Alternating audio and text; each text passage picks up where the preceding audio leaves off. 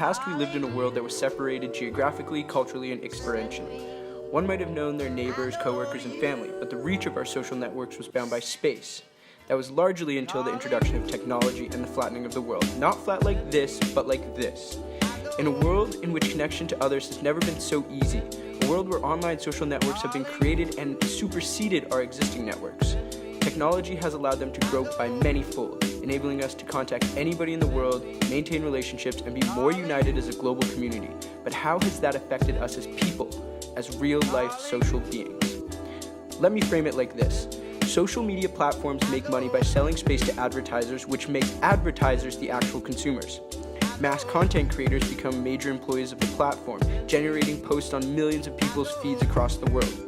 And we, as users, are actually employees and consumers of the platform, because in the end, the platform doesn't care what content you post, just as long as you post. The more you post, the more people scroll, and the more ads they sell.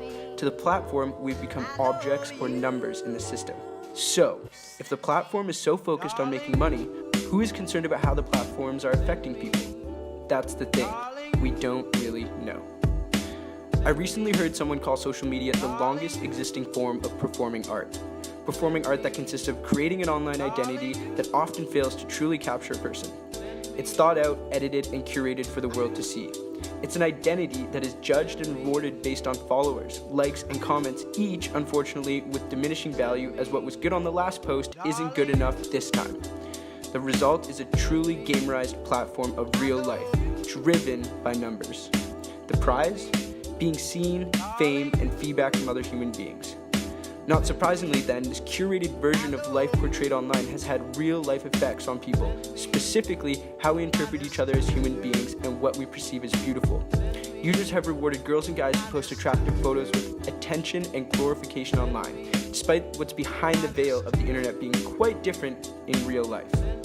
Ultimately, we are creating unrealistic expectations. For instance, have you ever heard someone describe another person as photographing well, or that they look better online than in real life?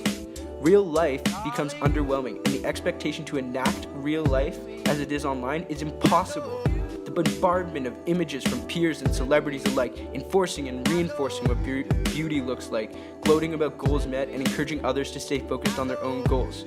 What's so backwards is that so many of these goals are unrealistic, and the body they strive for may be entirely unattainable, yet it can instill a deep-seated self-consciousness and confusion over what is in fact healthy and unhealthy when it comes to both appearance and behavior. And the fucked up thing is, it is all reinforced by hashtags like thigh gap or sayings like nothing tastes as good as skinny feels. It's not surprising then that this constant reminder that you aren't good enough has led to depression, eating disorders, and feelings of inadequacy. Asana O'Neill, a social media influencer from Australia, quit posting at a point when she was making what she claims was easily $2,000 per post when she realized the lie she was portraying to the world. She said, "I just want younger girls to know this isn't candid life or cool or inspirational. It's contrived perfection made to get attention." That's just it.